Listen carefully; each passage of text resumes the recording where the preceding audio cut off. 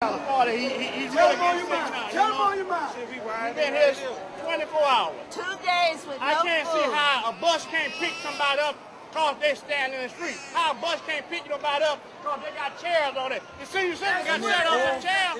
You got a whole street of people getting lined up. Where the policemen at? Where the National Guard at to control all this?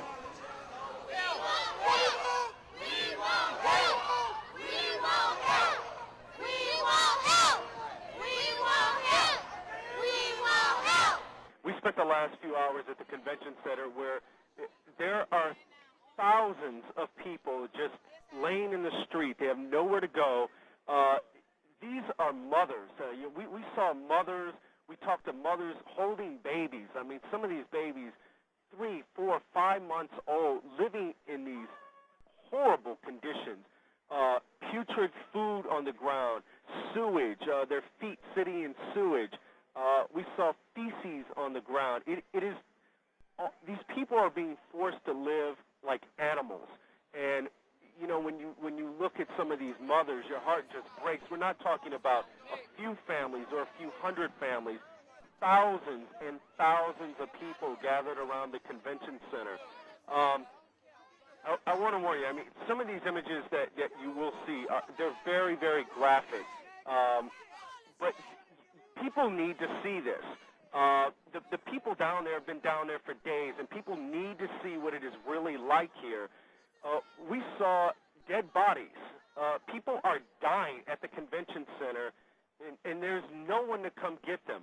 We saw an older woman, someone's mother, someone's grandmother, in a wheelchair, her dead body pushed up against the side of the convention center with a blanket over it. Right on the ground next to her, another dead body wrapped in a white sheet. People are literally dying. Right in front of us, as we were watching this, a man went into a seizure on the ground. It looked like he was dying. People tried to prop his head up. No one has medical training. No ambulance can come. There's nowhere to evacuate him to. It is just heartbreaking that these people have been sitting there without food, without water, waiting for these buses to take them away, and they keep asking us, when are the buses coming? When are the buses coming? And you just have to say, I don't know. I really don't know. Chris, we just saw the images as you were talking about the dead bodies and the grandmother in the wheelchair and the dead bodies underneath those blankets. It's horrifying to see this, and obviously I can hear in your voice this is not an easy thing to cover or deal with. As we look at these pictures and we're seeing these dead bodies, do you get a sense at all, Chris, that I mean, is anything getting through with regard to food or water? I mean, where are the supplies? I mean, we've been talking so much about food and water being dispatched, but I mean, are there absolutely no trucks getting into New Orleans at all? They say that there have been National Guard units have come by, tossed some MREs out. Very little here and there. People have been eating potato chips that they can scrounge up, looting some of the stores that are nearby for food and water, for juice, for drinks.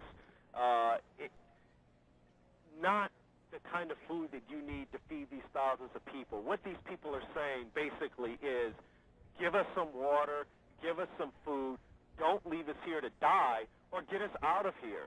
They're saying, we're stuck here. We can't leave. They don't send the buses. They won't take us out of here, and yet they won't come in with truckloads of water and food to feed us.